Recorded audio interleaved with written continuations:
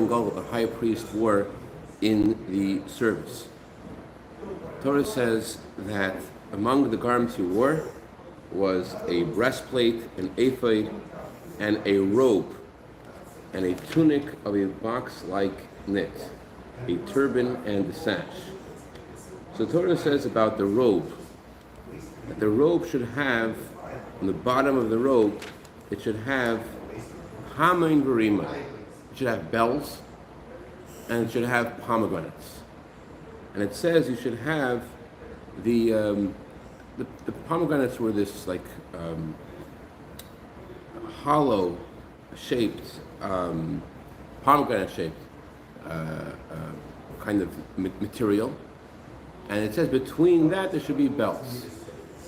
So the words the Torah uses is the bells should be inside the pomegranates.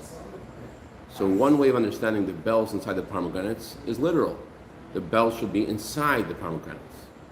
However, Rashi says it's not that they're inside the pomegranates, it's that they're between the pomegranates. There's a pomegranate and there's a bell and then another pomegranate. So there's pomegranates between the bells are between the pomegranates. That's how Rashi explains it. So Nachmanides, he has an issue with Rashi's explanation.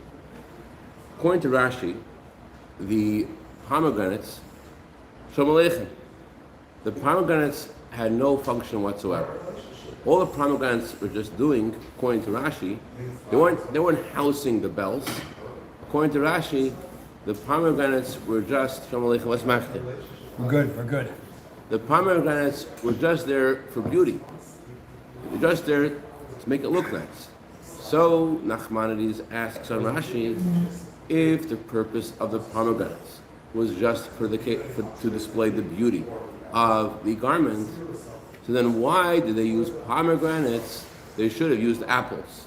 They should have been golden apples. That's what Nachmanides said. If it was for beauty, beauty.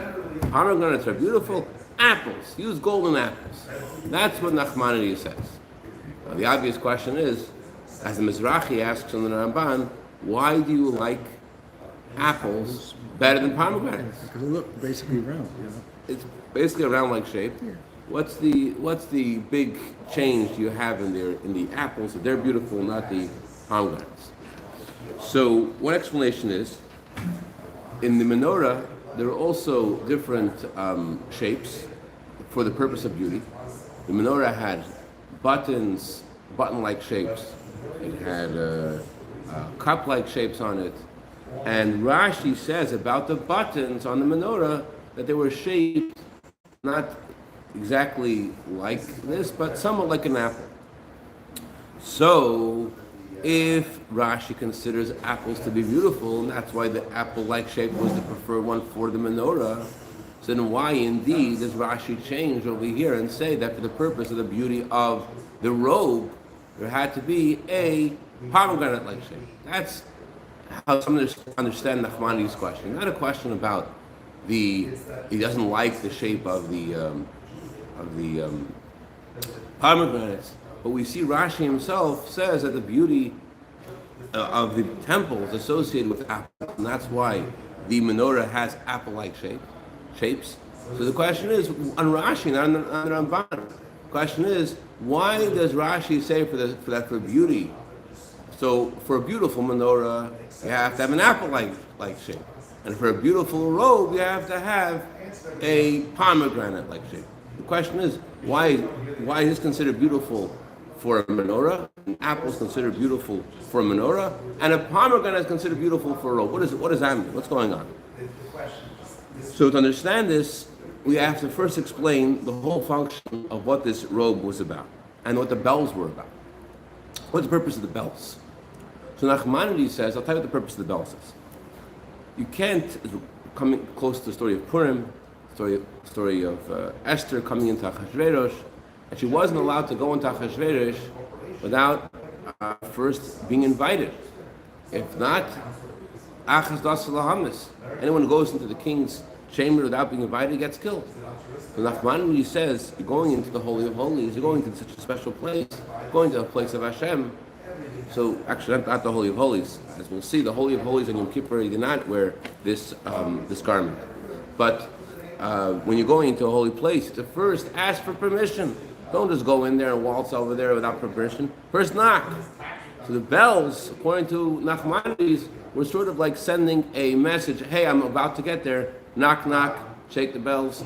That's how Nachmanides understands the bells. They're sort of like knocking to go into the temple.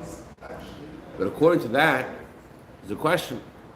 First of all, why in Yom Kippur don't you need to have those knocking? If you're going to an even holier place, you shouldn't need to knock more. You need more of a need to knock, not knock more. There's more of a need to knock if going to an even holier place, even going to the Holy of Holies. How come in Yom Kippur there's no bells? So Nachmanides says, others commentaries say, yeah, true, that you should need bells on Yom Kippur too, but the Jewish people are elevated to a higher state on Yom Kippur, and therefore, since we're in such a level of closeness with Hashem on Yom Kippur, there's no need to send an emissary, intermediary to ask for permission.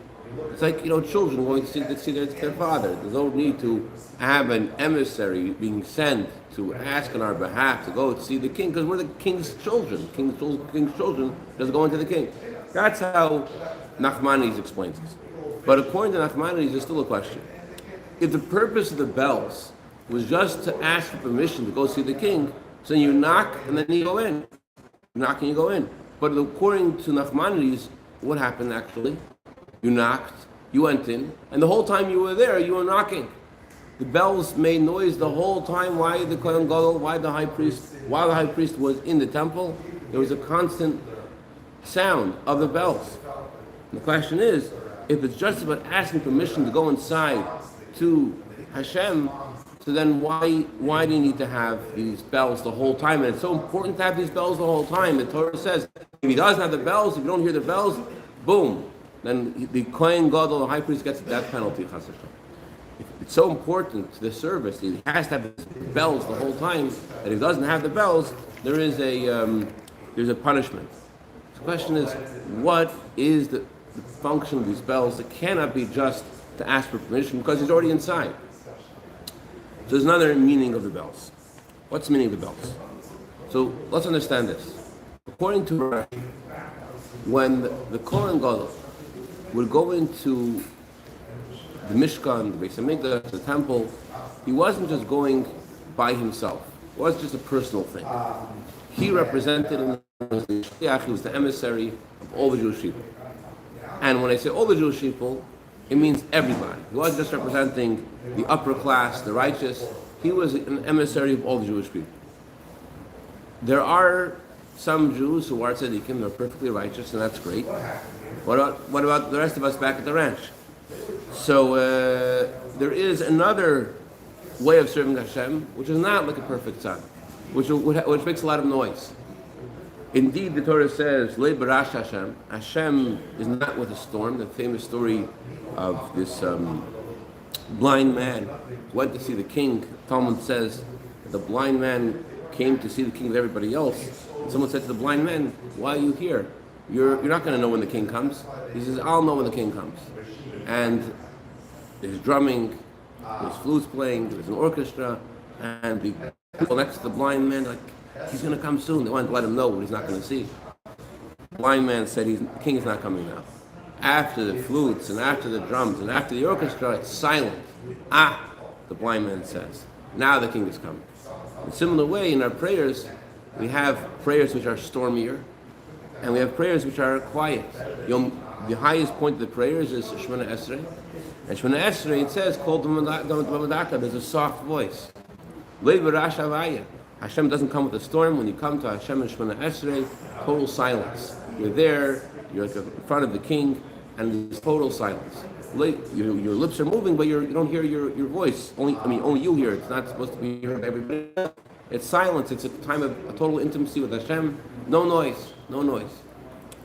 However, what about if you are trying to get there, trying to come closer to Hashem, and you're dealing with, I don't know if I should eat a McDonald's this morning, I don't know if I should keep Shabbos this week, and you're having these challenges in your work, challenges at home, and you're trying to make it work, trying to connect to Hashem, and you feel like you are drowning in mundane things, and you feel a challenge. You feel like all these uchi things pulling you the wrong way, and you want to come closer to Hashem. So in that friction, there's noise.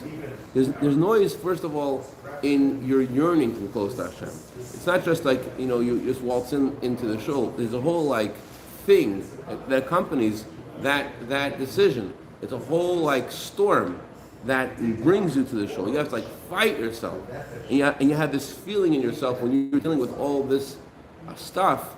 You feel like you're dealing with death. You have to run away from death. When you're running towards the shul, you may be going to the same shul with the perfectly righteous people, but you're dancing a different dance. They're walking into the holy place, and your approach to the shul or whatever holy activity you're doing is with a whole complex storm. I need to run away from death. I'm going to turn away from all this narishkeit, all these foolish things, and I'm going to come close to Hashem. There's a storm there. You're running away from death. Someone once asked the Baal Shem Tov, why do Chassidim shake so much when they pray? And Baal Shem Tov responded, when someone's drowning, so they make all kinds of movements when they're drowning. In a similar way, a person who is returning to Hashem and trying to get closer, there's a lot of energy there. A lot of energy is running away from death. He wants to eat, that is going to produce a lot of powerful feelings, a lot of powerful noise. It's not a quiet thing. It's a noisy thing. And not just for a Baal Shuvah. It's also for people. It's also people realizing they have another side in them that they have to contend with. Famous story about Rabbi Munkes. When he visited the Alter Rebbe for the first time, so he was looking for the home of the Alter Rebbe, and it was late at night. He comes to Lyozna, and he arrives at the home of the Alter Rebbe, and he bangs on the door, and it's late at night. The light's on, the Alter Rebbe was apparently learning. So the Alter Rebbe answers the door. Why are you here?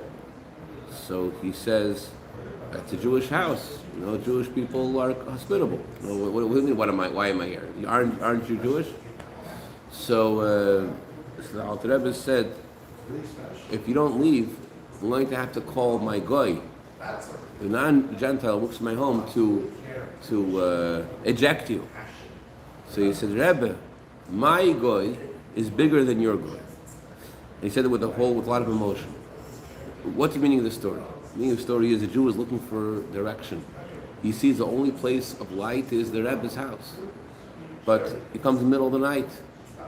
Actually, Shmuel told the Alter Rebbe, I didn't know that a Rebbe has night. That's what I forgot to mention. I don't know if a Rebbe has night. There's such thing as night by a Rebbe.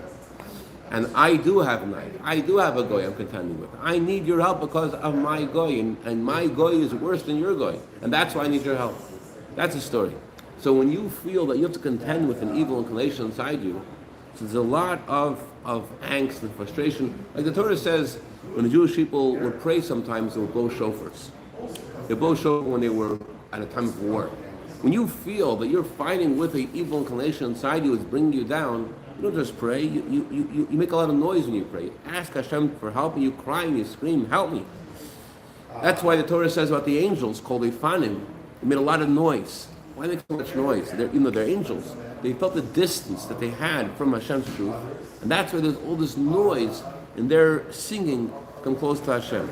They had a lot of noise, although the Torah says, as I mentioned before, Hashem loy barash havaya. Hashem is not, you don't approach Hashem with noise. Yet the angels do make noise. The answer is that depends on what you're talking about. If you're talking about Yud Kei Vav Kei, talking about the revelation of godliness, which is beyond all creation, if you're talking about a place of pure revelation of Hashem's truth, which transcends creation, then indeed there's no noise. However, if you're talking about making the first steps to come close to Hashem, then there's lots of noise. And that's why the Kohen Gadol, on the bottom of his robe, there were bells. The bottom of the robe means the lower levels of the Jewish people, the people who had to make an effort to come close to Hashem, people who were dealing with the friction of the animal soul, bring them the wrong direction, and even tzaddikim, even perfect tzaddikim, in just the fact that the soul's in a body. The soul's in a body, and he's not in the same way like he was in heaven. There is noise. There's noise in the yearning of it. A tzaddik also feels like a Baal Tshuva in that sense, because a tzaddik is in a physical world and around physical things, and he's not in the same way that he was in heaven. It also bothers the tzaddik. The tzaddik also has a feeling of teshuvah. So that's the idea. The bottom of the robe, the Kohen Gadol had bells. That represents how the lower levels of the Jewish people have a lot of noise in their effort to come close to Hashem. It's not just something that the Kohen Gadol wore for beauty. He was bringing the bells to represent all the Jewish people.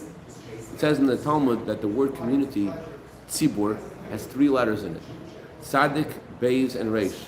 The acronym spells the righteous, the average, and the wicked. You can't have a community without representing the wicked as well.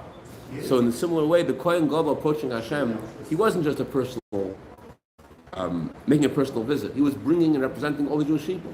He wouldn't have the bells. He wouldn't have the Jews who are dealing with all these things. He's not the Kohen Gadol. He can't be the Kohen Gadol, and that's why the Torah says that he gets the death penalty, because that's not what a Kohen Gadol is about. The Kohen Gadol is about bringing all the Jewish people to Hashem. So if he is not making noise, he's not bringing the Jews to make noise, he's not. It's the opposite of his entire role. So that's the way it was the whole year. The whole year the Kohen Gadol wore the robe with the bells. However, on Yom Kippur, the Kohen Gadol came in without the bells. Why? Because on Yom Kippur it's revealed, as I mentioned before, that we are like Hashem's children. We're close. We're not like distant people who have suddenly arrived. We are like people who belong in the palace, people who come from the palace, people of the palace. And therefore, we don't need the bells. The bells are about distance and returning, and the sound that makes. But in Yom Kippur, it's revealed how we belong there, and therefore there's no reason to have the bells. In Kippur, it's revealed in the language of chassidus, Yechidi Eliyachtach, the essence of the soul, how it's always one with Hashem, and therefore there's no bells. So now let's understand the difference between the pomegranates and the apples. Talmud says that the Jewish people are compared to apples. It says in the Torah, Hapuch and Kadishin, in Kabbalah, the word apple is associated with holiness. The Zohar talks about the Jewish people being compared to apples. However, the Talmud talks about the Jewish people being compared to pomegranates. When do we like pomegranates? When do we like apples? So the Talmud says, this greatest sinners of Israel, Hoishi Yisrael, they're full of mitzvahs like a pomegranate. So the pomegranate analogy is used for our having mitzvahs, despite the fact that we are Hoishi Yisrael, despite the fact that we're the sinners of Israel, we're still full of mitzvahs. But the word pomegranate is not, on the one hand, the Talmud is saying, despite the fact that we are so low, we're still full of mitzvahs, like a pomegranate is full of seeds. However, that's despite the fact that we're doing the wrong thing. So pomegranate indicates the lower levels of the Jewish people. Indicates us being at a state of distance. Yes, we're full of mitzvahs, but we're at a state of distance. Apples represents our holiness, our goodness, our higher level of Jews. So the menorah, what's a menorah about? The menorah has 7 branches. Why does it have 7 branches? Because there's 7 ways of serving Hashem. The menorah represents the soul and the soul's purity and the soul's approach to Hashem. So there's 7 kinds of ways of serving Hashem, 7 kinds of souls. All right, talking about 7 kinds of souls. We're not talking about people in this world making mistakes, talking about souls. Okay, so that's where you have apples. Apples are the menorah. However, the role of the robe was to show the Jewish people in this world how they are souls and bodies, and how all the Jewish people have a connection to Hashem. And therefore, what do you have on the robe, says Rashi? Rashi is the one who explains the Torah in a very simple way. Rashi explains every verse in the literal meaning. Rashi says, let's look at a Jew in a literal way, down to earth, looking at him down to earth in a simple way. What is he? Rashi says he's a pomegranate. He may make lots of mistakes, but he still belongs. That's how Rashi looks at a Jew. Rashi says a Jew is a pomegranate. A Jew is a sinner. Yes, he makes mistakes, but he's still full of mitzvahs. That's what Rashi says the role of the me'il is, and that's why the me'il has pomegranates.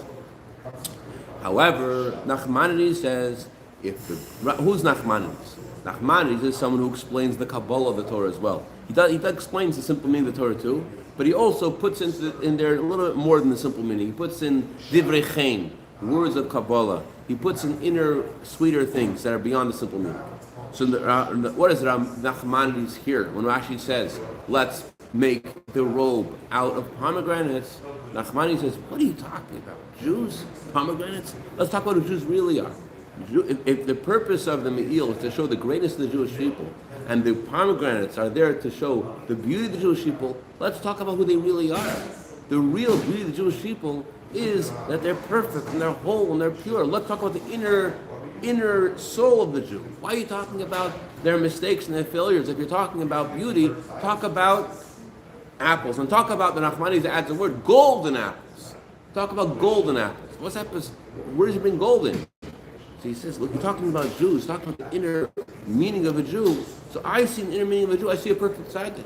The beauty of a Jew is that he's a perfect tzaddik, he's a soul that comes from heaven, and therefore a Jew is an apple, and he's a golden apple. He's not a pomegranate. That's what Nachmanides says. Don't call a Jew an apple, a pomegranate, call him a golden apple. If that's the purpose of, according to you, Rashi, Nachmanides disagrees, but according to you, that the purpose of the pomegranate is for beauty, then the beauty of the Jew is not in a pomegranate. The beauty of a Jew is in an apple.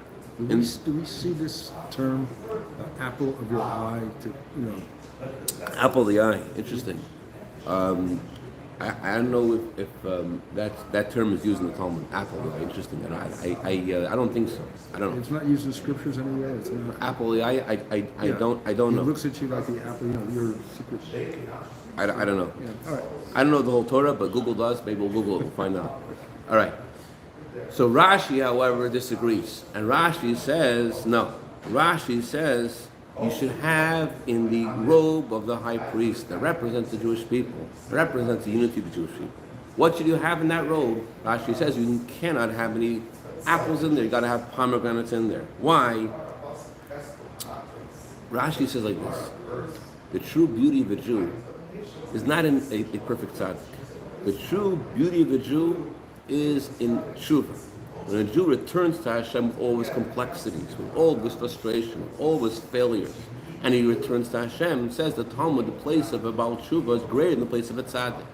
In that noise that he makes in coming close to Hashem, in that noise, let's say it straight out, in the effort to become a Baal Tshuva, there is some negativity there. Some negativity. I was listening to, basically the previous Rebbe said, when he left to come to America, he was talking to a group of young girls who had begun to learn chassidus, and he says, chassidus gives you strength. Don't use that strength to fight your parents. He said that sometimes you gain some kind of strength and you use it in the wrong direction, and it makes you insolent to the wrong people. So sometimes in the effort to become Baal Tshuva, in that effort, it can have some other negative character traits there as well. But Rashi says, forget about the negative character traits. Let's look at the infinity of the move of tshuva. Let's look at the beauty of that move. Let's look at there's noise. And the reason there's noise is because there's something infinite happening over here. A Jew is coming close to Hashem, and there's a huge force of love and yearning in that move. Therefore, Rashi says, you gotta have in the me'il, in the robe, what is it all about? What's the beauty of the robe? The beauty of the robe is the pomegranates, the Jews who are making lots of mistakes, and yet they're coming close to Hashem, they're coming into the temple. That's what the robe is about. The Rebbe said, when he spoke about the subject, he said, there's also a lesson we learn from Rashi's explanation vis-a-vis our efforts for outreach. Some people say, okay, you need to make an effort to reach out to Jews who are not coming to the holy places, who are not aware and knowledgeable and drowning in the mundane things. They're not aware of the goodness of Torah. You got to make an effort to reach out to them. But why the noise? Why is Chabad so noisy? Why is Chabad so flashy with their advertisements and so out there and in your face? So we see over here, the Torah says that the Kohen Gadol, in connecting with the Jews who need to be brought in, is noise. And it's part of the service. And there has to be noise. If you want to make an effort to reach out to Jews, who are not aware of what you have to sell, you gotta make noise. And the noise is important, and it's part of the service. And that's what I wanted to share today. Any questions or comments or criticism? All right. Great day, Reb Zev. Great day, Reb Beryl. Great day, David. Great day, Chaim Peretz. Thank you, Avremo. Yeah.